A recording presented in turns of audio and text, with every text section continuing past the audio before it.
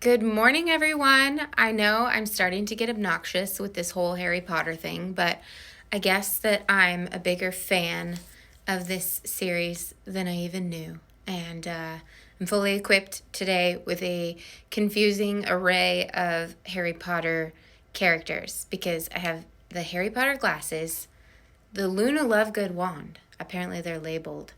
And then I just did some cats for to represent some Hermione. Anyway, keeping it fun. I hope you guys are having fun today too, doing whatever it is that you do. Later today, I'm going to be making monster themed apple treats, and that'll be exciting. I've never done anything like that before. But let's talk about the week. Picture books we broke into those last week, and we're gonna follow up. We're gonna keep looking at some picture books because they're quick, they're fun, they're easy, they are so impressive. This beautiful blend of literary and visual art at the same time.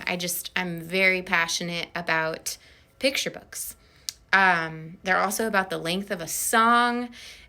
In my head, obviously you take longer to read them, but I just really appreciate their bite-sized and jam-packed nature. All right, our discussion and our learning and our exploration surrounding picture books is going to continue this week through the Level 8 discussion board, where you are going to make picture book recommendations once again, but this time there will be an added layer of diverse representation, and I'll leave you guys to explore Russell's chapter and some of the resources there that explains and identifies what groups are underrepresented, and then how do we select books that represent people well from these different populations. And what are some of the incredible books that are being published today to try to fill in these gaps and increase the number and type of representation across the book publishing industry?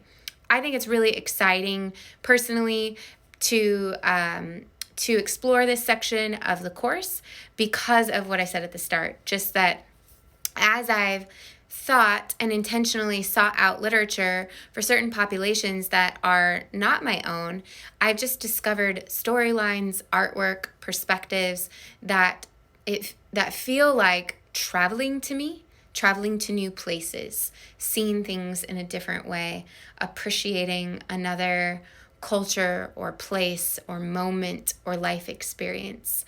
And I hope that you enjoy that as well. Not only the actual act of being inside a book that takes you there, but also stepping back and thinking about that whole concept for a reader, whether an adult or a child.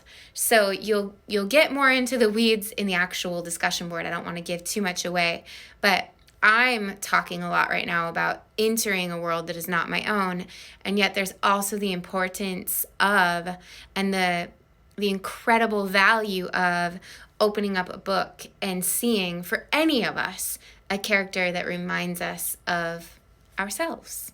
And trying to mix this up for a reader is quite a special task, I think. Trying to provide to a reader things that make them feel seen and then things that cause them to see. And I really hope that you embrace this with a spirit of, positivity and sharing, and like I'm talking about here, curiosity, exploration, celebration, all of those kinds of things.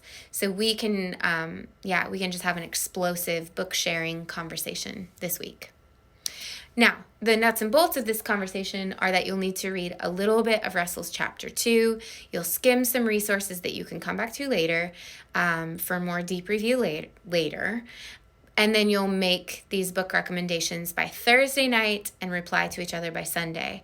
You're also going to start Quest 3 by Sunday, which is our first crack at the house on Mango Street. So be prepped for that, but know that I need to work out a couple of kinks on that discussion board before I publish it. So for now, just know that I'll be sending an email to let you guys know when you can post your pre-reading work. But if you want to start digging into that book, why not? Go right ahead. I'm not going to stop you from reading. Okay, you guys have an awesome week, and if you email me, just know that I'll be a little bit slow at the start of this week in my composition course. I'm having conferences all day today, Tuesday, and Wednesday.